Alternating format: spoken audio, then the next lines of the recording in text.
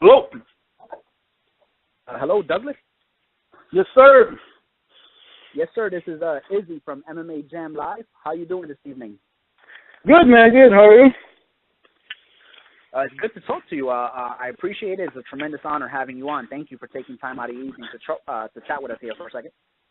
It's a pleasure, brother. All right. Well, we'll get right into it. Okay.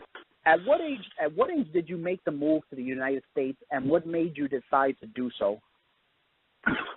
I came here, I was 11 years old. It was June of 2000, if I'm not mistaken. My parents just brought us here, in search of better jobs, better school. That's what it was about. Now, how difficult a transition was it? Like when you first got here, how difficult was it to get settled in? It wasn't difficult at all. The main thing was the language. We came here, we didn't know how to speak any English. And, but, young, 11 years old, my brother was 10, so we picked it up really quick. And, we just got used to it. It was really quick. Yeah, that's a good thing about, when you do things as a kid, you're like a sponge, so it's a lot easier to learn stuff like a different language when you're that young. Yeah, he made it a lot easier. Now, you ended up settling in Atlanta. How has life been different there than what you were used to in your native Brazil? Man, honestly, I don't, because I left there, I was really young, so I don't really remember, like the difference of lifestyles and stuff. It was good there. It was awesome because of all of the family that was around. We used to be very close, like live in the same neighborhood and stuff like that. And that was actually the main difference, just being away from the whole family. That was the hard part. But, when we came here, it was really cool too because I love the land. It was just different. It's different, but I liked them both, so it didn't really affect us on anything except missing the family that was back home. Now, how often do you try to go back? Do you visit several times, or how often do you go back? I wish I could go several times, but it's too expensive. The family is growing.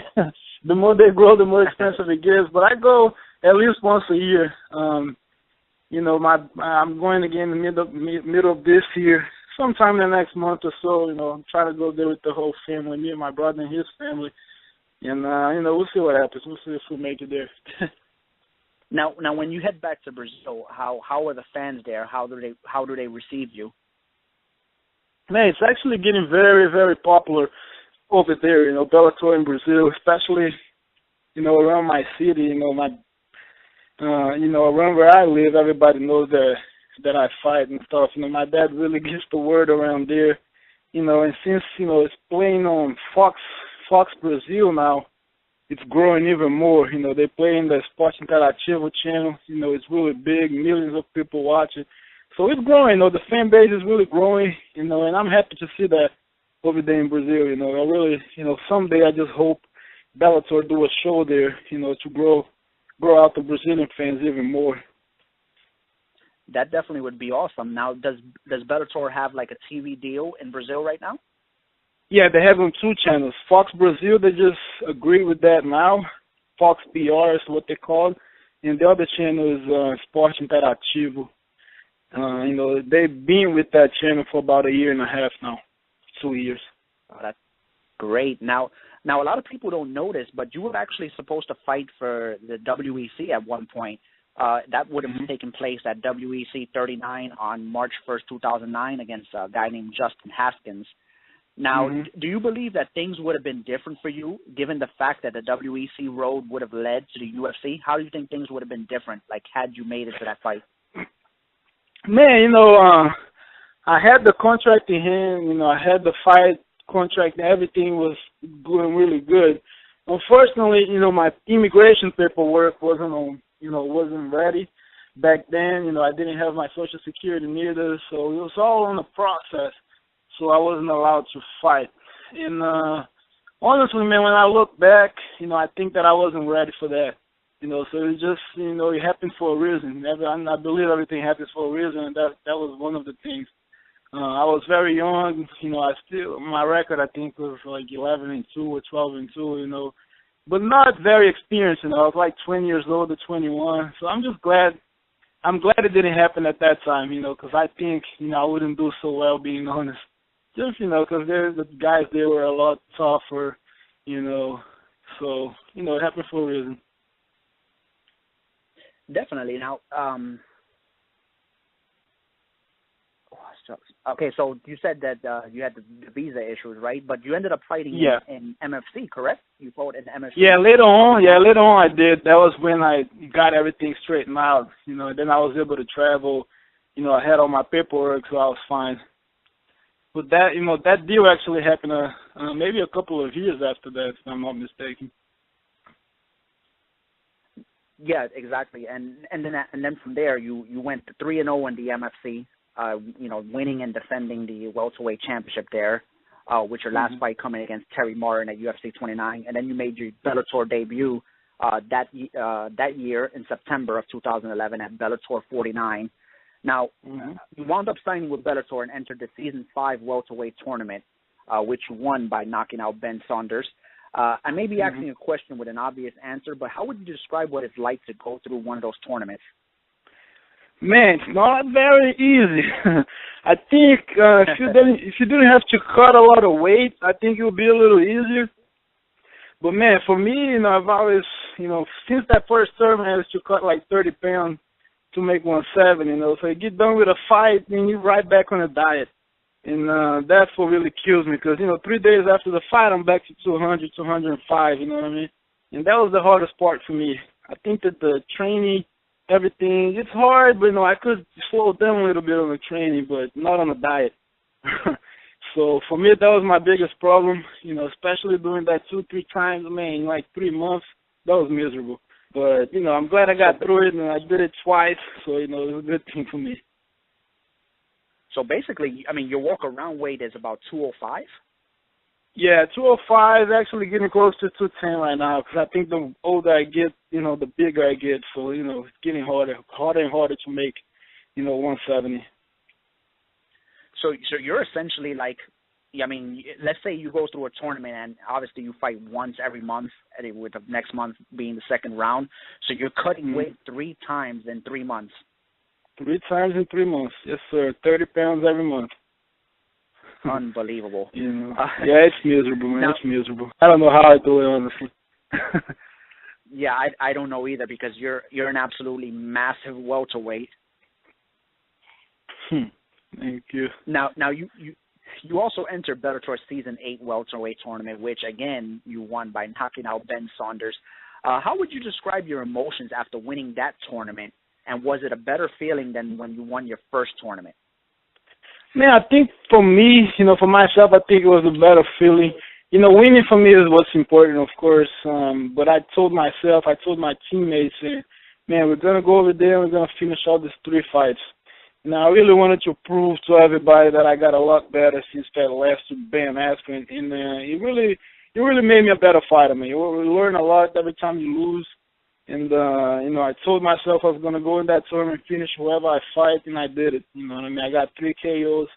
That really meant a lot for me, because I like to fight for the fans, man. I like exciting fights. And, the more I finish the fights, I think the more people like it and people enjoy it. So, it was something really, really good for me, especially after, everything that I go through, cutting out that weight, because it's not easy, man. It's not easy, So I went there, I did everything, I did my job, and I finished out 3 fights, and got the title shot again. So, that was really important for me, and I was happy with that tournament. You are one of the most exciting fighters in MMA history right now. Like, you have 12 wins by knockout. Oh, definitely. You're welcome. You have 12 wins by knockout, 11 by submission. Does that add any pressure, like to put on? Like, is there any pressure going into a fight for you to put on those type of performances? Oh, no way. There's no pressure at all. It just makes me excited, and more excited, because I got to keep that momentum going. I got to keep doing it, and I think the pressure goes in the training camp, because man, we train really hard, and every camp we do is like, man, we got to train to finish the fight. Also being prepared to fight 5 rounds, no problem, So that's something that we really work on, the training camp. So, there's no pressure for me. Definitely. Now, last Friday, you defeated Rick Hahn. By the way, congratulations on that. That was a beautiful, brilliant fight. Thank you very much. You're welcome, sir. Now, you claimed the welterweight, the vacant welterweight title. Did finally holding the title after your long road live up to the expectations of what you thought it would feel like? Oh, most definitely, man. So it was a feeling that I couldn't describe. Once Bjorn put that belt around my waist, and I literally wanted to cry. I don't know how I did, and the tears just didn't come out, but I was feeling very emotional because I know how hard it was. It was a long road. I lost the first time I tried it out, so it just made me, like I said before, it made me a better fighter. And here we go. We finished it. We finished the fight, early, two rounds. So man, I was very happy. My team was very happy. We worked really hard. And I'm glad that the result came through like that, the way it did. Well, I got to be honest with you, Douglas. I try to avoid it. I try to keep this as straight as possible, but I was tremendously happy for you. I'm a huge fan of yours, by the way. I appreciate it, man. It means a lot, man. Thank you. You're very welcome. Now, season 10 of Bellator has also featured a welterweight tournament. Adam McDonough is a finalist, and he's awaiting the winner of Andrei Koreshkov, and Sam Oropesa. In your opinion, who do you think you'll be defending your title against from those guys? Man, honestly, I don't know, who's going to win it. Sam has been looking really good. Also Andre. Man, I think all three of them are really tough. This fight between Andre and Sam is going to be very interesting. I think they're both tall, they're both big. And, looking forward to watching that in the final. I'm not going to pick a winner. Let the best of them win. But, I see it's going to be a good fight, whoever wins it. I mean, I think all three of them are tough, and it's going to be very exciting for the fans as well, for sure. I'm just excited to hear who's going to win it, and find out who my next opponent will be. Yeah, I completely agree. Now, you had an amazing career thus far. As I mentioned, you've stopped 23 of your 26 wins by either knockout or submission. However, if you were given the opportunity to avenge just one of your losses, who would it be? I mean, honestly, I would avenge all of them. I think I hate every loss. You hate it the same way. You're still gonna look at your record. You're still gonna be a loss over there. So I would like to avenge all of them. But honestly, I don't really think about that. I just kind of keep my career moving forward. It's like, man, it's almost impossible to keep an undefeated record in MMA nowadays. The level is so high. Everybody's really tough. So, I just try to do my best, and hopefully, I'm really training hard to never to lose again, like ever. It's like, man, the worst feeling in the world. It's my only, it's the only thing that I'm scared of is losing. So you just gotta train hard, man. Train hard to make sure that never happens again. Now, how do you find motivation, and if you lose a fight, how do you find the motivation to make yourself get better? Man, I think just the feeling, the feeling of losing just makes you push harder, every day. I try to think about that, every time I go into a training session. It's not something that I want to, feel again, man. It's not a good feeling because you put all the work, man. You cut all the weight. You're in the diet for 9 months. You go through all that and then you lose. It's something that I just, I can't describe that. I never want to feel that again. So, that's motivation enough there for me, to do a training camp really good, and fight hard, man. Fight hard, try to finish the fight, don't let the judge decide for me, that's something that I really, try to put in myself, every time I'm preparing for a fight. Now, you recently mentioned in an interview with MMA Junkie that you were interested in moving up a weight class and possibly fighting Alexander Shlemenko. How long do you think it'll be before you make that sort of decision? And does it have to do with the fact that it's difficult to make 170?